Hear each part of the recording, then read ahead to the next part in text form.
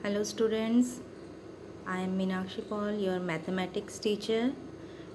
Today we will do NCERT Mathematics Class 10 Exercise 3.4 Question number 2 के Part 1 and Part 2। देखिए बच्चों, question number second में कहा गया है कि रैखिक समीकरण के युग्म बनाइए और उनके हल विलोपन विधि से ज्ञात कीजिए। यहाँ पर आपको स्टेटमेंट दी गई है और इन स्टेटमेंट के यूज़ करके आपने समीकरण बनानी है और उनको विलोपन विधि से हल करना है। तो फर्स्ट पार्ट है, यदि हम अंश में एक जोड़ दें और हर में से एक घटा दें तो भिन्न एक में बदल जाती है, और यदि हर में एक जोड़ दें तो यह 1/2 हो जाती है। तो हमें भिन्न बतानी है, भिन्न क्या है। ऐसे क्वेश्चंस में जो चीज़ आपको फाइंड आउट करनी होती है उसे हम अज्यूम करके चलते हैं। जैसे यहाँ पर हमें भिन्न ज्ञात करनी है कि कौन सा फ्रैक्शन है, ये हमें निकालना है। तो सबसे पहले हम अज्यूम कर लेते हैं भिन्न है हमारी x/y, यानी कि अंश x है और y हर है, न्यूमरेटर एंड डिनोमिनेटर।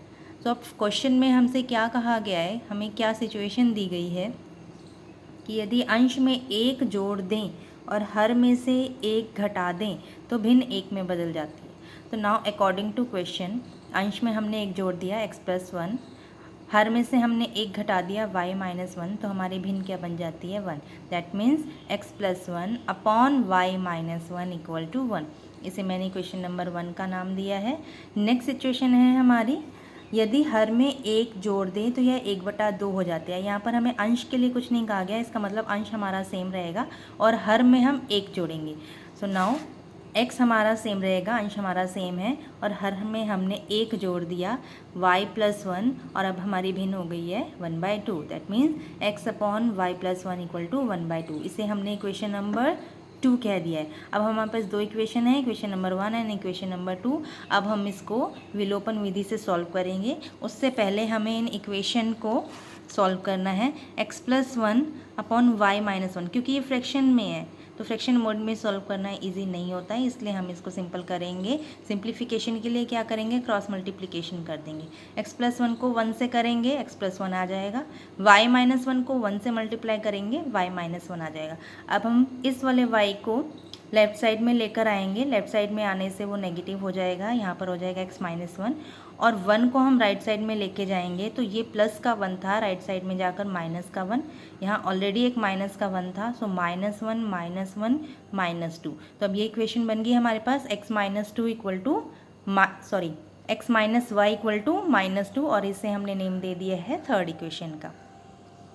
अब हमारे पास जो सेकेंड इक्वेशन थी x by y+1 equal to 1/2, इसको भी सॉल्व करेंगे सेम प्रोसेस से। इसको हम क्रॉस मल्टीप्लिकेशन करेंगे, x को 2 से मल्टीप्लाई किया 2x आ गया, y+1 को 1 से मल्टीप्लाई करेंगे, सेम हमारा y+1 आ जाएगा। y राइट साइड में है, पॉजिटिव है, लेफ्ट में लेके जाएंगे नेगेटिव हो जाएगा, 2x - y, और इस तरफ कोई भी नंबर नहीं था तो यहाँ पर y हमारा एज इट इज़ अकेला ही रह जाएगा। That means 2x - y equal to 1। ये इसे मैंने इक्वेशन नंबर 4 का नाम दिया। अब हमारे पास दो इक्वेशन हो गई हैं सॉल्व करने के बाद, equation number 3 and equation number 4। अब इन दोनों इक्वेशंस को हम विलोपन विधि से हल करेंगे, यानी कि एलिमिनेशन मेथड से इसको सॉल्व करेंगे। तो सॉल्व करने के लिए हम क्या करेंगे, सब्ट्रैक्ट कर देते हैं इक्वेशन नंबर 3 को इक्वेशन नंबर 4 से सब्ट्रैक्ट कर देते हैं। 4 में से 2x - y equal to 1, x - y equal to -2। अब देखो, माइनस करने के लिए मैंने आपको पहले भी कहा था, जब भी हम माइनस करते हैं तो जो नीचे वाली हमारी इक्वेशन होती है उसके सारे साइन चेंज हो जाते हैं। x हमारा प्लस का था, माइनस का हो गया, y माइनस का था, प्लस का हो जाएगा, और 2 माइनस का था, प्लस का हो जाएगा। अब देखिए 2x में से x को माइनस करेंगे, यानी कि 2 में से 1 को माइनस करते हैं तो 1 आता है, और 1 हम आगे कोफिशिएंट लिखते नहीं हैं तो हमारा आ जाएगा x। अब देखिए यहाँ पे -y है, +y है, दोनों सेम टर्म्स हैं, बट एक नेगेटिव है एक पॉजिटिव है, तो ये आपस में कैंसिल आउट हो जाती हैं। और यहाँ पर 1 + 2 3, इसका मतलब हमारे पास अब क्या आ गया है, x = 3। अब इस वैल्यू को, इस x की वैल्यू को हम इक्वेशन नंबर 3 में रखेंगे ताकि हम y की वैल्यू फाइंड आउट कर सकें। तो x - y equal to 2, 3 - y equal to -2, 3 + 2 अब +2 मतलब ये हम लेफ्ट साइड में ले आए, +2 हो जाएगा, और -y जो है राइट साइड में ले गए तो +5 हो जाएगा। तो 3 + 2 5 हो गया, यानी कि y की वैल्यू क्या आ गई, 5 आ गई। तो यहाँ से x की वैल्यू 3 आई थी, y की वैल्यू 5 आई थी, तो हमारी भिन्न क्या बन जाएगी, x/y 3/5, यानी कि भिन्न हमारी हो गई है 3/5। तो ये हमारा हो गया फर्स्ट पार्ट। सेकंड पार्ट इसका देखिए, सेकंड क्वेश्चन का सेकंड पार्ट।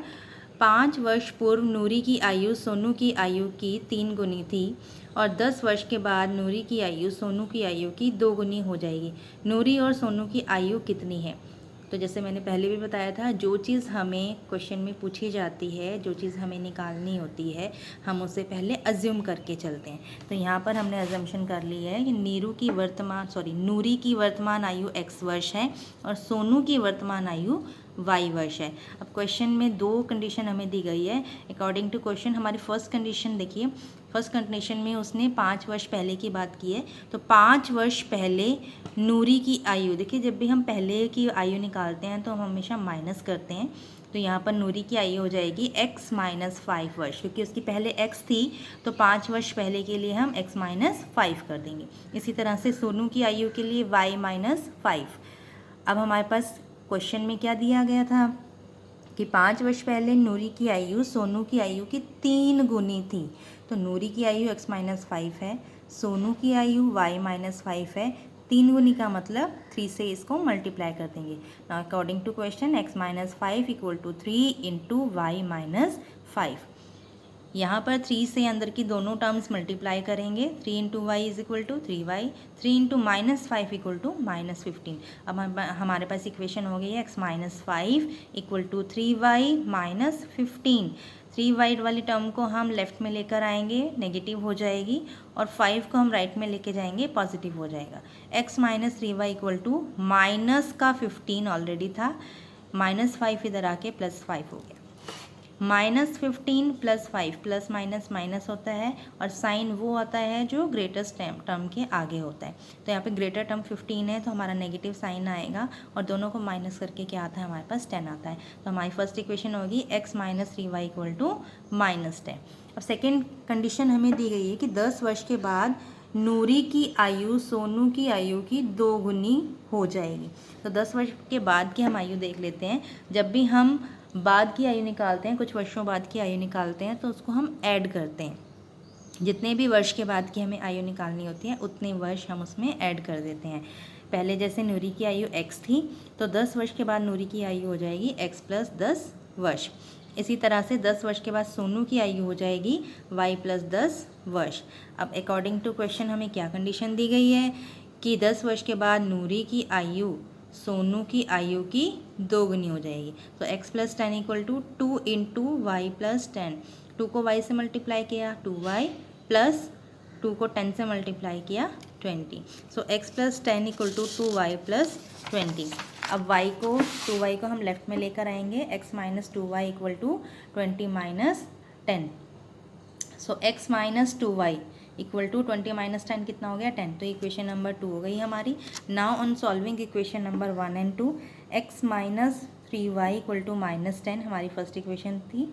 x - 2y = 10 ये हमारी सेकेंड इक्वेशन है। दोनों को सब्ट्रैक्ट कर रहे हैं तो साइन चेंज कर देंगे, माइनस, ये माइनस का था प्लस हो जाएगा, ये प्लस का था माइनस हो जाएगा। प्लस माइनस है, एक प्लस है एक माइनस है, ये आपस में कैंसिल आउट हो रहे हैं।